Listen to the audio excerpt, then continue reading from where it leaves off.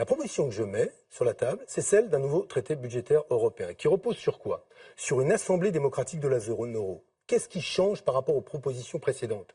La démocratie, justement. Démocratie à laquelle l'Allemagne a toujours été sensible, dont la culture démocratique est profonde. Mais vous voyez bien que ce sujet a déjà été abordé en 2015, jamais un de Parlement de la zone euro pas sous les mêmes modalités, c'est la raison et pour ça laquelle, bloque. non, Et ça David bloque. Pujadas, c'est la raison pour laquelle j'ai rendu public un projet de traité sur lequel j'ai travaillé avec des équipes d'économistes, de juristes européens, parmi lesquels le chef de file Thomas Piketty, économiste de renom, réputé au plan international, et nous avons travaillé pour proposer quoi?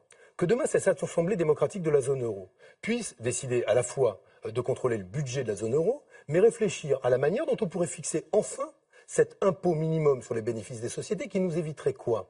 Qui nous éviterait qu'on se fasse de la concurrence fiscale entre tous les pays de la zone euro, au point d'essayer d'attirer le siège social des entreprises du voisin pour gagner un peu plus d'argent et créer des emplois. Tout ça est un non-sens. Et pourquoi est-il nécessaire de prendre des initiatives? Sur le constat, tout le monde est d'accord. Non, mais moi, je ne m'arrête pas au constat, David Pujadas. Je mets sur la table un nouveau traité budgétaire qui parie sur la démocratie. J'invite les Européens à se pencher sur l'idée de Jacques Delors d'un traité de l'énergie assorti de 1 000 milliards d'euros d'investissement pour organiser la transition écologique de l'économie européenne. Et enfin, j'appuie la proposition qui a été faite par le président de la République, François Hollande, à Versailles, de construire un outil de défense commun à un moment où, indiscutablement aujourd'hui, le fait que l'Amérique se retire appelle plus d'Europe. Indiscutablement aujourd'hui, les prétentions qui sont celles de la Russie aux frontières orientales de l'Europe, la manière dont elle s'est comportée en Crimée ou encore en Ukraine, justifient que nous pensions la défense continentale sans parier sur le seul bouclier américain. Bien. Défense européenne,